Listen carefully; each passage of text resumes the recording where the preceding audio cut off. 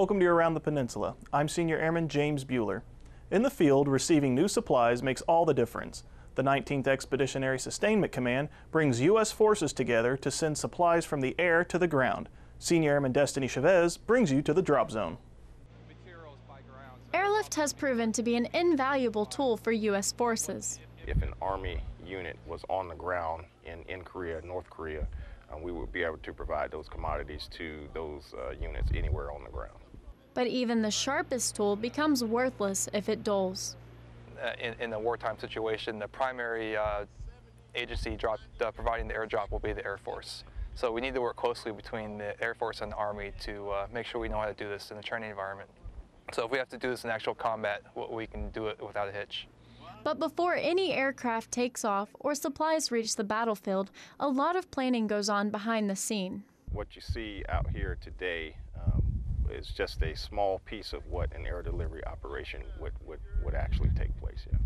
We work very closely together at the 19th ESC to make these airdrops happen.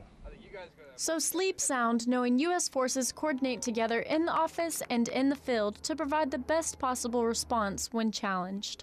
The main focus for the joint training missions is with any mission it requires more than just one service. So the Army can't do what the Army needs to do without the Air Force. The Air Force can't provide the services that they need to be able to provide or that they can provide without the Army. And so it's imperative that we do joint operations. This is key in our preparation to always be ready to fight tonight. Senior Airman Destiny Chavez, Gwangju Drop Zone, Korea. The Gwangju Drop Zone is a great training resource to U.S. forces. An internship program helps prepare Daegu students for careers abroad. Army Sergeant Toby Wall uncovers how one Korean student transformed after her 6 months working with soldiers. Kyungbuk National University in Daegu is winding down their winter semester. Finishing the semester brought one student unique challenges. To wake up early in the morning and commute every day before 9 was a little bit difficult for me because my home is far from the U.S. Army base. Yehan Kim gained many valuable skills completing her 6-month internship at AFN Daegu. I did lots of things, such as everything on broadcasting, on TV and radio. So I learned all of things in broadcasting. Kim and 54 other Korean interns from around Area 4 gathered at the internship closing ceremony that highlighted their hard work. This program gives these students real-world experience while building confidence by working with other nationalities. I see a lot of young people who are smart, willing to work hard, willing to do anything that you ask of them, and they are just hungry for knowledge and to engage in their community and in the world. Yehan and the latest batch of interns proved that the program works. I think, if these students can make a difference, and obviously when I see her, she's bright, she's excited, she feels like she's accomplished something, she's made a difference, and I think that's what this program is all about. The internship changed Yehan. She is now pursuing a degree in broadcasting. Army Sergeant Toby Wall, Daegu, Korea. The closing ceremony marked the 10th anniversary celebration of the internship program between Kyungbuk National University and Daegu. Preparation is key to success in times of war. Specialist Sarah Herring shows us a team qualifying on an important aspect of their job. Members from the 2-1 Air Defense Artillery have a chance to qualify with missile reloading on the Patriot missile system. It is a highly physical job that needs to be performed in less than an hour. It's an adrenaline rush to be able to be out there with my soldiers. We yelling, we doing great things, and we learn our jobs. The crew needs to be fast in order to get their certifications. Well, you definitely get tiring, but at the end of it, you feel good about yourself. Coming here, you definitely learn your job better because that's all we really do out here is we train, we get proficient, and do what we have to do. And knowing their job helps these soldiers defend the base. Specialist Sarah Herring, Kunsan Air Base, Korea. Crew members from the 2-1 ADA conduct missile reload training once a week. Sacrifice is something that happens daily in the military. Army Sergeant Alan Brutus talks with one family who finds a way to look at the positive side of a sacrifice. You can be down the ropes in 30 seconds or less, all right? Both specialty schools and leave are exciting opportunities for soldiers and their families. For one soldier and his family, this was no exception. Well, I was set to go home on leave back stateside. I've been in Korea for about 1.5 years now. It would have been my first time going back home. But obviously conflicting with the air assault. And pretty much it was just the opportunity out here to get any advanced schoolings. It doesn't really come around every day. My wife out here was really supportive about it. She's been backing me all the way. My parents a little disappointed, but they understand. This leave opportunity was important to his family for more than just getting some time away from work. You know, we had planned this leave specifically at a time where we could both go home and celebrate with our families the fact that we are pregnant, because we don't plan on taking leave after the baby's born. She told me the other day she can start feeling kicks now on the outside. So it'll be the first time I get to feel my little girl kick.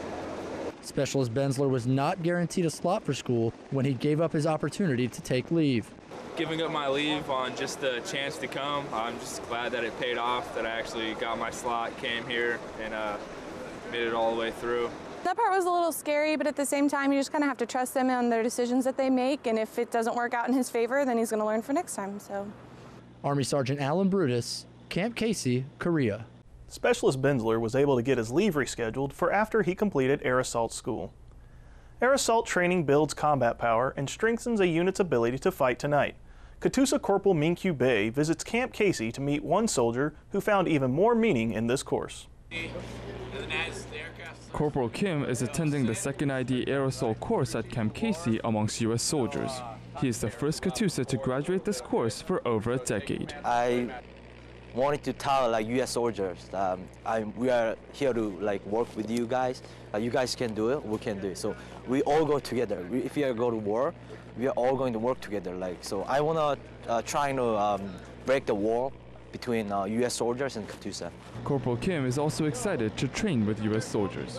We need together. These people are really highly motivated and positive-minded and helping me a lot. I already meet amazing people here. The next day, Corporal Kim went up a helicopter to show what he learned from his 2 weeks of training.